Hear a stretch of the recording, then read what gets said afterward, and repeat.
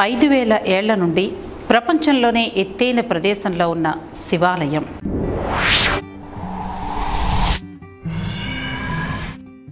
ఆ భోళాశంకరుడి పరమ పవిత్ర నామస్మరణంతో అనునిత్యం మారుమ్రోగిపోయి ఈరోజు వరకు మనిషి కనుగొన్న ప్రాంతాల్లో అతి ఎత్తైన శైవక్షేత్రం తుంగనాథ్ గురించి ఇప్పుడు వివరించుకుందాం.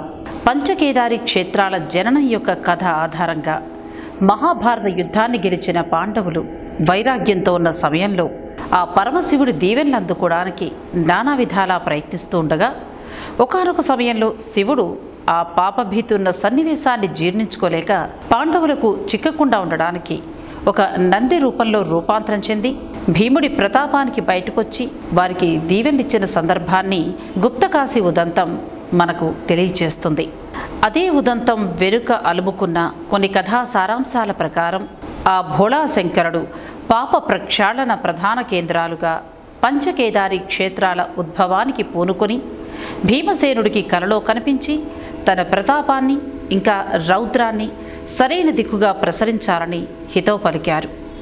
కానీ ఓ మహాదేవ, అందుకు మీ దీవెనలు ఇంకా దిక్సూచిక లాంటి మీ ఆశీర్వాదాలు చాలా అవసరం స్వామి అని అనుకున్న ఆ తలంపును శివయ్య గ్రహించి నా శరీర తత్వాన్ని పోలి ఉండే 5 ముఖ్య క్షేత్రాల సారాన్ని పవిత్ర నదీ సరస్సుల సమేతంగా ప్రతిష్ఠించేలా పాండవుల ఉచ్ఛ్వాస నిశ్వాసాల సాక్షిగా నా శరీర భాగాల్లో అతి బలమైన బాహువులు అంటే చేతుల శక్తి ప్రభవించేలా ఉండే ఈ తుంగనాథ్ శైవక్షేత్రాలన్నింటిలో అతి ఎత్తైన ప్రదేశంలో ఉండే రాజక్షేత్రం అనే పేరు వచ్చేలా సుమారు 5000 సంవత్సరాల క్రితం అలకానంద ఇంకా మందాకిని సరస్సు లోయ ప్రాంతానికి మధ్యలో అలా మనకు తెలిసిన స్థల పురాణం ద్వారా విరాజిల్లుతోంది ఈ క్షేత్రం.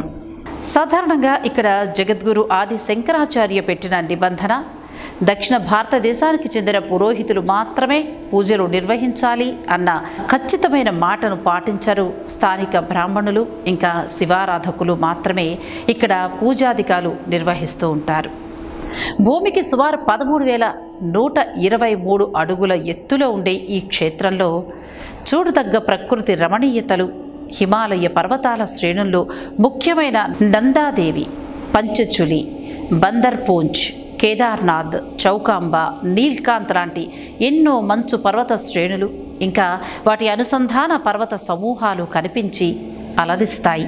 ఇక అన్నింటికన్నా ముఖ్యమైన గర్హాల్ లోయ ప్రాంతం, దానిని ఆనుకుని ఉన్న గర్హాల్ విశ్వవిద్యాలయంలో ఎన్నో రకాల పరిశోధనలను ఆ ముక్కంటికి అంకితమిచ్చి చేస్తారు పేరు మోసిన శాస్త్రవేత్తలు ఇంకా ఇతర ప్రావీణ్యులు.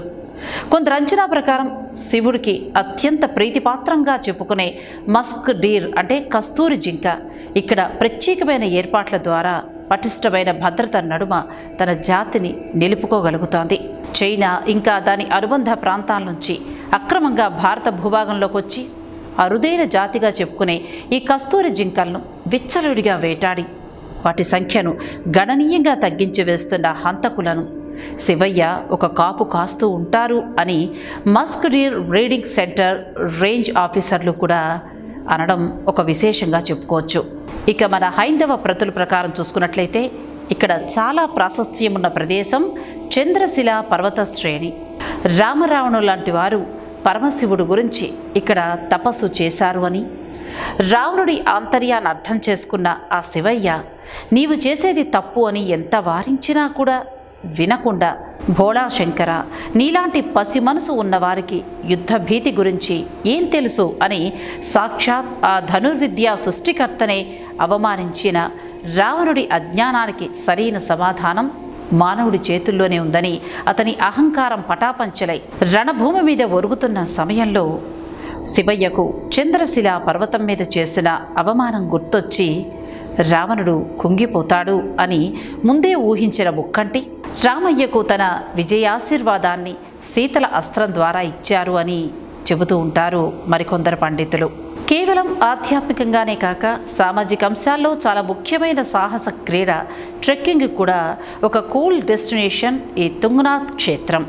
దేవన్గర్, రుద్రప్రయాగ, కర్ణప్రయాగ లాంటి ప్రాంతాలన్నింటినీ ఈ ట్రెక్కింగ్ సాహస క్రీడ ద్వారా తిలకించి సాంప్రదాయిక దైవిక శైలినే కాక సాహసాన్ని కూడా మేళవింపచేసే ప్రయాణంగా ఈ ప్రపంచంలోనే ఎత్తైన ప్రదేశంలో ఉండే శైవ క్షేత్రం ఏటేటా లక్షలాది మంది యాత్రికుల్ని రమ్మంటూ ఆహ్వానిస్తుంది. గంగోత్రి, కేదార్నాథ్, బద్రీనాథ్ లాంటి చార్ధామ్ యాత్ర చేసే యాత్రికులు ఈసారి తప్పకుండా ఈ ప్రాంతాన్ని వీక్షించండి. ఇది చాలా మహిమాన్వితమైన క్షేత్రంగా చెప్పబడుతోంది. ఈ శీర్షిక మీకు నచ్చినట్లయితే మా ఛానల్ని సబ్స్క్రైబ్ చేసుకోండి.